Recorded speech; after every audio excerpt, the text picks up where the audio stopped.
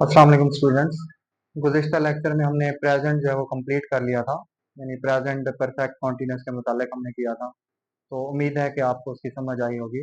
आज का हमारा टॉपिक जो है वो है पास्ट इंडेफिनिट के मुतालिक। पास्ट इंडेफिनिट एक ऐसा टेंस होता है, पास्ट इंडेफिनिट टेंस, जिसमें हम पास्ट इवेंट के मुतालिक जो डिस्कस करते हैं, कोई ऐसा वाक़या जो पास्ट में जो है वो हुआ हो। और इसकी जो पहचान होती है,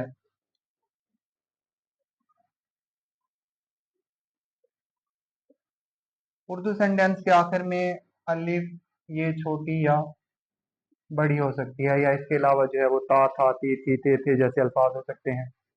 और इसमें हम आमतौर पर जो है वर्ब की सेकंड फॉर्म इस्तेमाल करते हैं, जिसको पास्ट फॉर्म जो है वो कहा जाता है।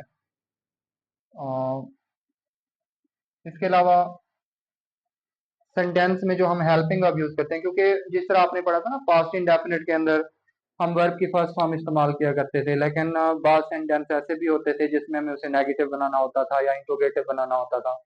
तो नेगेटिव या इंट्रोगेटिव बनाने का रूल ये होता है कि उसके बाद हमें हेल्पिंग वर्ब के बाद नॉट चाहिए होता है। तो यहाँ पे हमारे पास क्योंकि हेल्पिंग वर्ब अवेलेबल नहीं होता है सादा फिक्रे में, तो उसको नेगेटिव या इंट्रोगेटिव बनाने के लिए फिर हमें हेल्पिंग वर्ब दरकार होता है। तो वो हेल्पिंग वर्ब हमारा, वो हेल्पिंग वर्ब जो हमारे पास है डिड, जो कि हमने तमाम सब्जेक्ट के साथ इस्तेमाल करना है, चाहे वो सिंगुलर की कैटेगरी में आते हो चाहे वो प्लूरल में आते हो, यानी ही शी इट वगैरह हो, चाहे आई हुई यू दे वगैरह हो। तो उनमें हमने नेगेटिव या इंट्रोगेटिव बनाने के लिए हमने डिड का इस्तेमाल करना है। मिसाल है इसकी,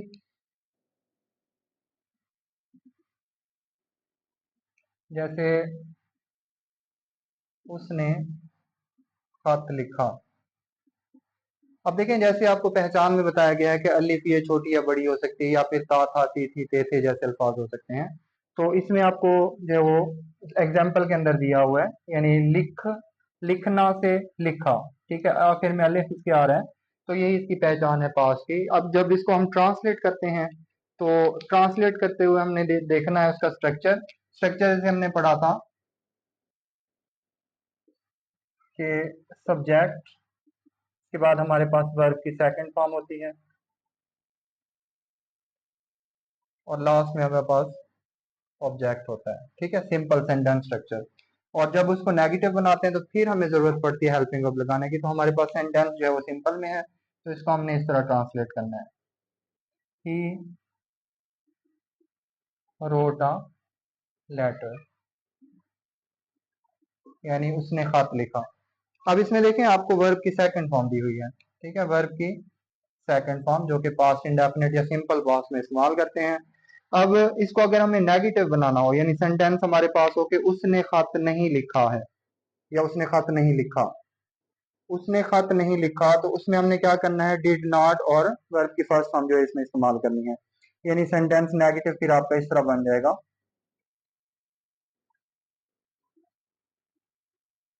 ही did not write a letter. और जब सवालिया बनाएंगे तो यही डिड हमें फिक्रे के शुरू में लिखना होता है,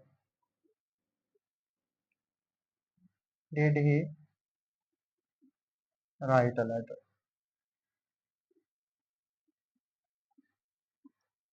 बहुत सेंटेंस ऐसे होते हैं जो डबल सवालिया फॉर्म में पाए जाते हैं। डबल सवालिया वो होते हैं जो डब्ल्यू एच वर्ड से स्टार्ट हो रहे होते हैं, और उनका एक और पहचान ये है कि उनका आंसर आप यस या नो में भी नहीं दे सकते। मिसाल के तौर पे सेंटेंस जो है आपको दिया जाता है, उसने खत कब लिखा, या उसने खत क्यों लिखा। तो इस तरह के जो अल्फाज होते हैं जो कि फिक्रे के शुरू में अगर आ रहे हो, तो उस सेंटेंस को हम डबल सवालिया कहते हैं। उसका जवाब हम यस नो में नहीं दे सकते, और उसका तरीका कार ये है कि जो डब्ल्यू एच वर्ड है वो फिर हमारे पास जो गिवन हेल्पिंग वर्ब होता है उससे पहले लिखा जाता है। ठीक है, तो ये था आज का हमारा टेंस, जिसमें हमने पास्ट के मुतालिक पढ़ा, सिंपल पास्ट, या फिर इसको पास्ट इंडेफिनिट कहा जाता है। और इसकी पहचान आपने पढ़ी है कि अलिफ ये छोटी या बड़ी हो सकती है, या ता था थी थे जैसे अल्फाज। और इसका स्ट्रक्चर जो है सेंटेंस का, सब्जेक्ट वर्ब की सेकंड फॉर्म और ऑब्जेक्ट वर्ब की सेकंड फॉर्म इस्तेमाल करेंगे। और सेंटेंस को बाज दफा में नेगेटिव या इंट्रोगेटिव बनाना होता है, तो हम उसमें डिड का इस्तेमाल करेंगे। नेगेटिव बनाने के लिए डिड नॉट, सवालिया बनाने के लिए डिड सेंटेंस के स्टार्ट में।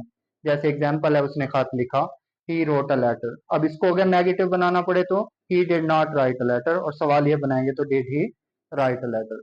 तो मैं उम्मीद करता हूँ कि आपको इसकी समझ आई होगी, और अगर आपको वीडियो जो पसंद आई हो तो इसको लाइक और शेयर जरूर कीजिएगा। थैंक्स।